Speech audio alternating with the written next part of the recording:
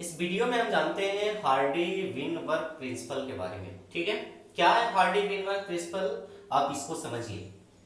It describe a theoretical situation in which a population is undergoing no evolutionary change. यानी कि इनका कहना यह है कि किसी खास थियोरेटिकल सिचुएशन में किसी पॉपुलेशन में कोई इवोल्यूशन नहीं होगा। समझिए क्या कहना है इनके द्वारा, कि हार्डी और विनवर्ग ये दो लोगों ने मिलकर के इस प्रिंसिपल को दिया है। ठीक है, समझना है। It describe a theoretical situation in which a population is undergoing no evolutionary change. किसी खास थियोरेटिकल सिचुएशन में किसी पॉपुलेशन में कोई इवोल्यूशनरी चेंज नहीं होगा, किसी तरह का इवोल्यूशन नहीं होगा। ठीक है, हालांकि रियल टाइम में या नेचुरली ऐसा पॉसिबल नहीं है कि उस तरह की सिचुएशन डेवलप की जाए या उस तरह का सिचुएशन नेचर में हो, ऐसा पॉसिबल नहीं है। बट प्रिंसिपल दिया हुआ है तो हमें पढ़ना है। यहां देखिए, उसी को हम इस तरह से भी कह सकते हैं, gene frequency is constant generation after generation if certain conditions are satisfied. यानी कि कुछ कंडीशंस को अगर सेटिस्फाइड कर दिए जाए तो जनरेशन टू जनरेशन चेंज होते रहेगा, लेकिन उसमें जीन फ्रीक्वेंसी चेंज नहीं होगा, यानी कि इवोल्यूशन नहीं होगा। आपको पता है कि इवोल्यूशन होने के लिए जीन फ्रीक्वेंसी का होना जरूरी है। अब जीन फ्रीक्वेंसी का मतलब क्या है, इसको भी समझिए। जीन फ्रीक्वेंसी का मतलब है जीन में चेंजिंग आना, वेरिएबिलिटी आना। जैसे मान लीजिए कि कोई फादर है और उनमें फादर में या मेल में जीन इस टाइप का है, फीमेल में जीन इस टाइप का है। क्लियर? जैसे हम इसको यहाँ पे देखते हैं, जैसे मान लीजिए मेल में जीन इस टाइप का है या फीमेल में इस टाइप का जीन है। ठीक है, इससे ये गैमेट बनता है, इससे ये गैमेट बनता है। क्लियर है? क्योंकि गैमेट बनता है तो हैप्लॉइड हो जाता है। अब इनसे जो ऑफ स्प्रिंग आएगा उसमें ये गैमेट बनेगा। तो जीन फ्रीक्वेंसी चेंज हुआ या नहीं हुआ? पेरेंट का जीन फ्रीक्वेंसी कुछ और है, ऑफ स्प्रिंग का जीन फ्रीक्वेंसी कुछ और है। क्लियर? तो यहाँ पे कहते हैं gene frequency is constant generation after generation if certain condition are satisfied. अगर कुछ कंडीशंस को सेटिस्फाइड कर दिए जाए तो एक बड़े पॉपुलेशन में जनरेशन टू जनरेशन कोई चेंजिंग नहीं आएगा, कोई इवोल्यूशन नहीं आएगा। कितना भी जनरेशन क्रॉस कर ले कोई इवोल्यूशन नहीं आएगा। तो मेन इस प्रिंसिपल का मतलब क्या है या थ्योरी का मतलब क्या है? मेन इस थ्योरी का मतलब है कि कुछ कंडीशन को अगर सेटिस्फाइड कर दिया जाए तो ऑर्गेनिज्म के पॉपुलेशन में कितना भी लंबा समय हो जाए कभी भी इवोल्यूशन नहीं आएगा, कभी भी चेंजिंग नहीं आएगा। बात समझ में आ रही है? अब वो कंडीशन क्या है इसको समझ लीजिए। उस कंडीशन में है पहले नंबर पे नो म्यूटेशन। अब भाई ये तो पॉसिबल ही नहीं है नो म्यूटेशन। आपको पता है कि म्यूटेशन होने के क्या क्या कारण है, म्यूटेशन आप बड़े डिटेल से पढ़े हो। यहाँ कहते हैं ये कि नो म्यूटेशन, म्यूटेशन नहीं होने चाहिए। है पॉसिबल? नहीं।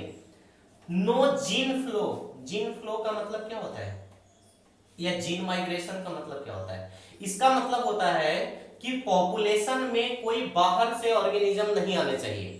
ठीक है, जैसे मान लीजिए किसी भी चीज का पॉपुलेशन हो, ये बर्ड्स का पॉपुलेशन हो, तो बाहर से इस पॉपुलेशन में कोई भी बर्ड्स नहीं आने चाहिए। अगर ह्यूमन का पॉपुलेशन है तो कोई भी पॉपुलेशन इसमें बाहर से ऐड नहीं होना चाहिए। तो नो जीन फ्लो का मतलब समझ में आ रहा है? बाहर से कोई पॉपुलेशन की एंट्री नहीं होनी चाहिए या अंदर से भी कोई पॉपुलेशन बाहर नहीं जानी चाहिए। मतलब किसी भी तरह का जीन फ्लो नहीं होना चाहिए। ठीक है, तीसरा कंडीशन क्या है? No genetic drift, genetic drift नहीं होने चाहिए। अब जेनेटिक ड्रिफ्ट का मतलब क्या होता है? Elimination of gene. Elimination of gene क्या होता है इसको हम समझते हैं दो एग्जांपल से। ठीक है, और वो दो एग्जांपल क्या है देखिए। एक एग्जांपल है फॉन्डर इफेक्ट। ठीक है, किसका एग्जांपल? जेनेटिक ड्रिफ्ट का एग्जांपल। तो एक एग्जांपल हम यहां पे देखते हैं फॉन्डर इफेक्ट। फॉन्डर इफेक्ट का मतलब क्या है? जैसे मान लीजिए कि कोई व्यक्ति का पॉपुलेशन है इस जगह पे। ठीक है, यहां पे मान लीजिए 2000 व्यक्ति रह रहे हैं। ठीक, और इस 2000 में 250 व्यक्ति ऐसे हैं जिनको हेमोफीलिया है। समझिए 2000 व्यक्ति रह रहे हैं जहां पे 250 ऐसे व्यक्ति हैं जिनको क्या है? हेमोफीलिया।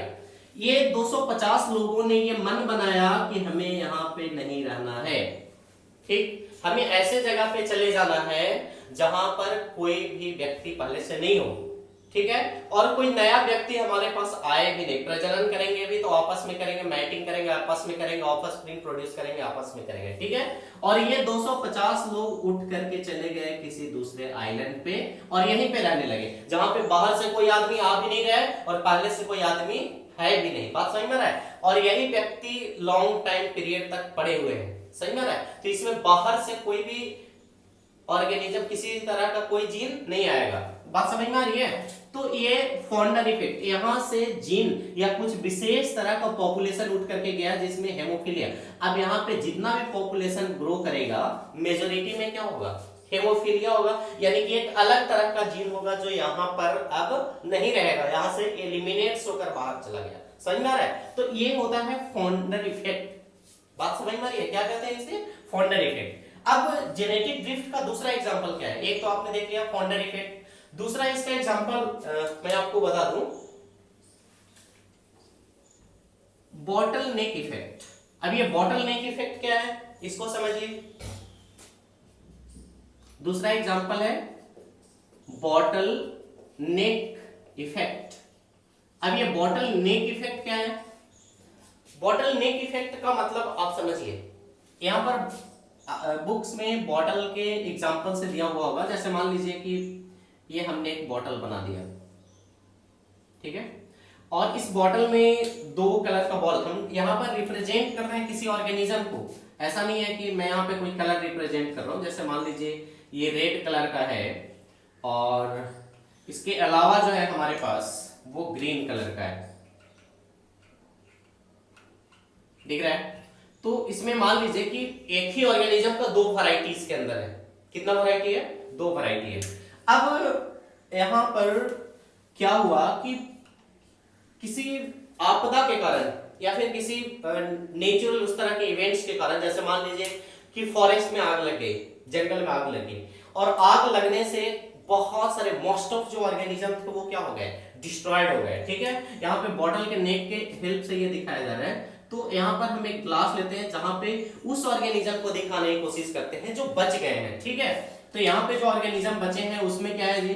उसमें देखिए मोस्ट ऑफ जो है वो कैसे वाले हैं? रेड वाले, एक ग्रीन वाले में दिखाते हैं। मतलब एक वैरायटी जो है वो ज्यादातर बच गया है, ठीक है, और बाकी वैरायटी जो है वो जंगल में आग लगने से क्या हो गए? डिस्ट्रॉयड हो गए, खत्म हो गए। अब देखिए जब स्थिति नॉर्मल हो गई तो जो बचे हुए ऑर्गेनिज्म थे वो क्या करेंगे?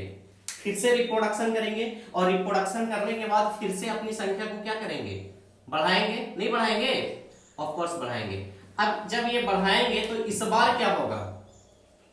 इस बार कंडीशंस थोड़े डिफरेंट हो जाएंगे, अलग हो जाएंगे कंडीशंस। बात समझ में आ रही है? और ये कंडीशंस डिफरेंट हो जाएगा, समझ में आ रहा है? अब आपको क्या लगता है कि जो ओरिजिनल वैरायटी था या जो ओरिजिनल पॉपुलेशन था और जो नया पॉपुलेशन बन के तैयार हुआ, ठीक है, दोनों की क्वांटिटी बराबर हो, जितना ऑर्गेनिज्म पहले थे उतना फिर से बन के तैयार हो गए, लेकिन आपको क्या लगता है कि जो नया ऑर्गेनिज्म बना है वो पहले वाले ऑर्गेनिज्म के जैसा है?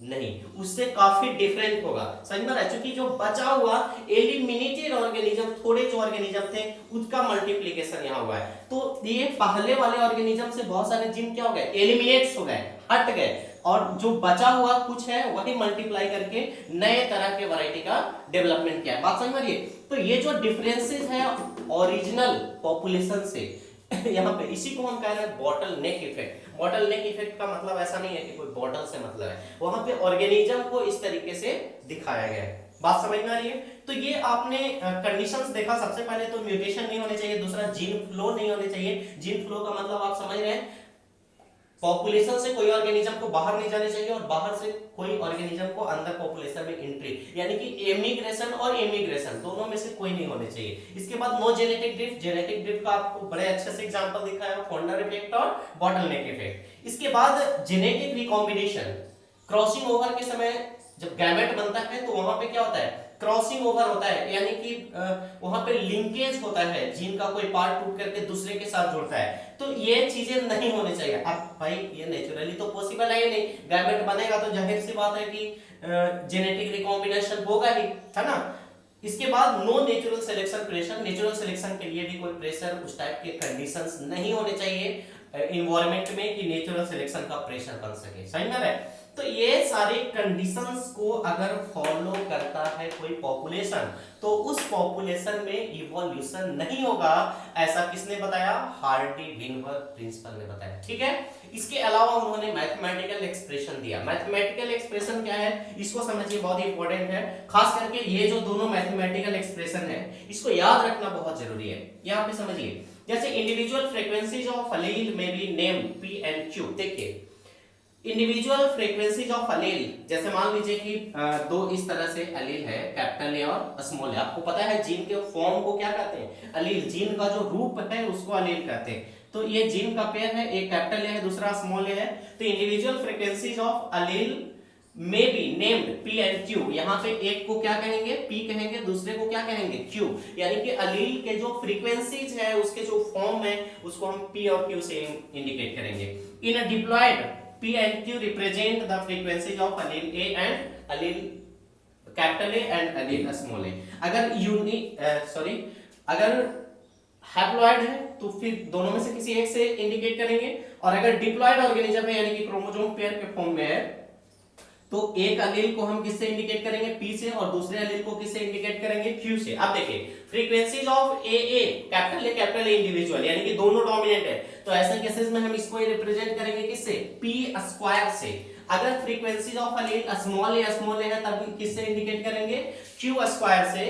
और अगर हेटेरोजाइगस कंडीशन है यानी कि एक अलील कैपिटल ए है दूसरा स्मॉल ए है तब इसे किससे कैसे इंडिकेट करेंगे? 2pq, है ना।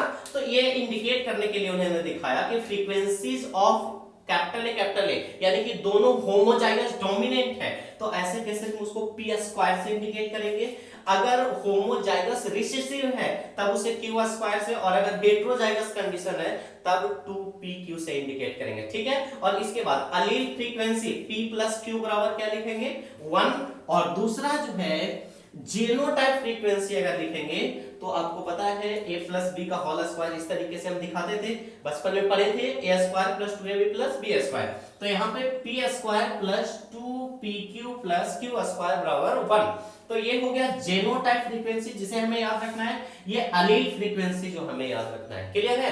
तो ये था हार्डी विनबर्ग प्रिंसिपल के बारे में। इसके बाद हम और आगे जानते हैं स्पेसिएशन के बारे में कि नए स्पीशीज का निर्माण कैसे होता है।